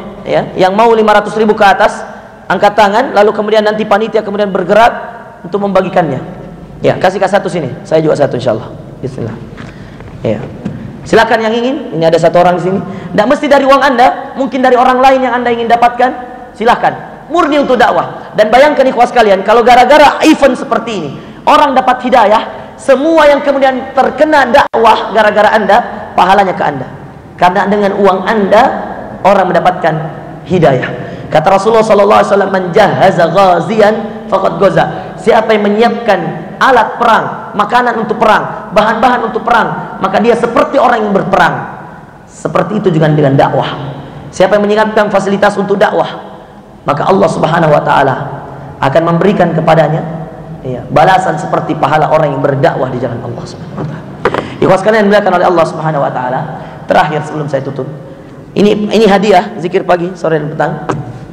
Ada celengan, kalau yang tidak bisa 5.000 atau 500.000 ke atas silakan, ada celengan, atau mungkin yang malu-malu ada celengan, nanti silakan sedekahkan berapapun. Allah Maha mengetahui dan Allah Maha melipat gandakan setiap pahala. Ada 1 2 3 4 5 6 7. Ada 7 hadiah buku zikir pagi dan petang. Apa ini? Pertanyaan atau saya pilih? Saya pilih. Baik, saya pilih. Pertama, siapa yang datang dari yang terjauh?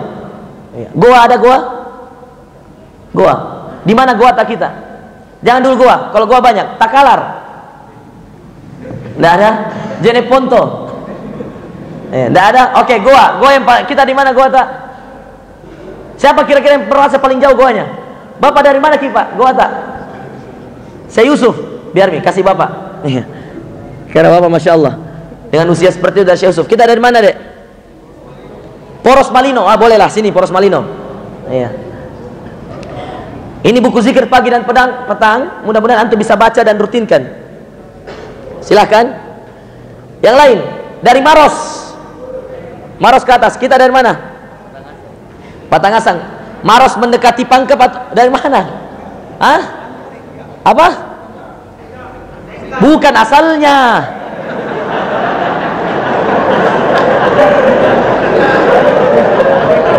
Maksud saya dia datang dari Maros, bukan kau dari mana asalmu Sengkang. Saya tahu ji.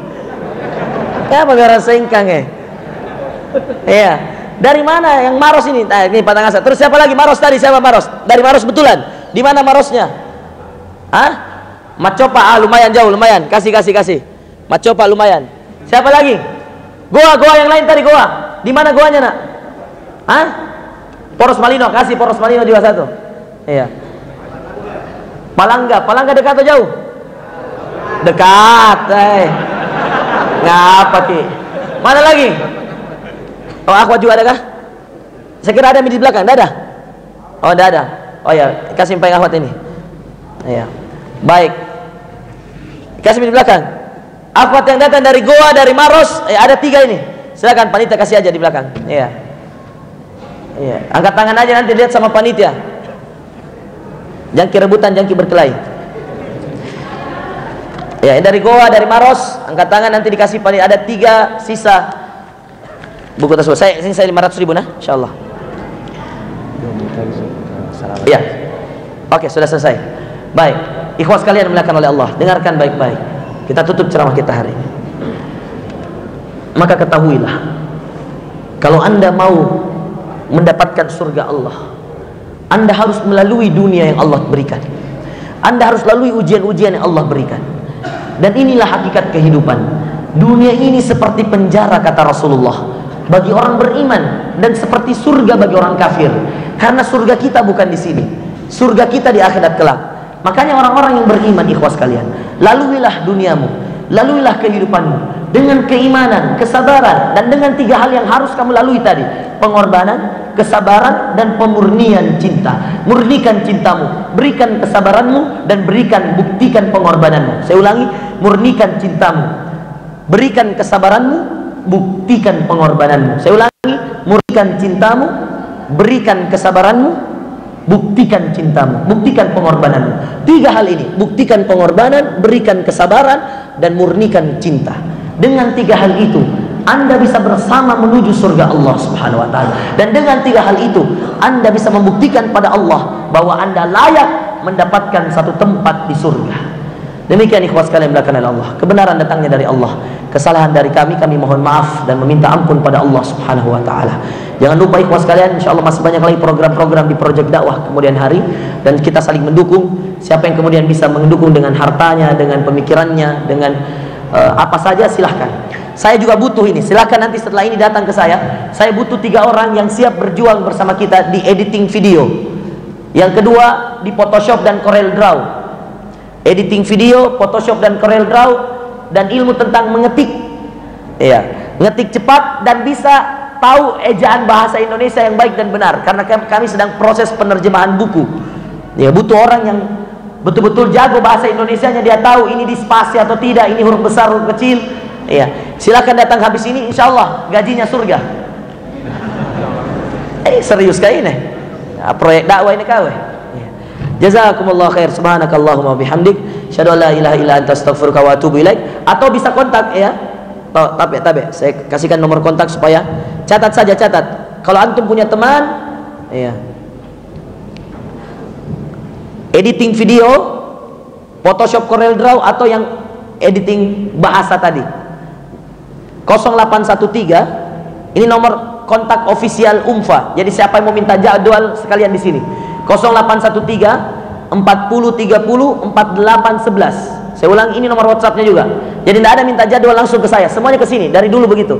0813 40 30 48 11. Saya ulang sekali lagi, 0813 40 30 48 11. Sebutkan namanya, dan siapa orangnya, dan sebutkan apa keahliannya. Nanti insya Allah kita kontak kalau memang dia layak untuk kemudian ikut bersama kita dalam perjuangan dan pengorbanan insya Allah. Barakallahu fikum wa jazakumullahu khair. Sallallahu ala nabiyina Muhammadin wa akhiru da'wana alhamdulillahi rabbil alamin. Wassalamu alaikum warahmatullahi wabarakatuh.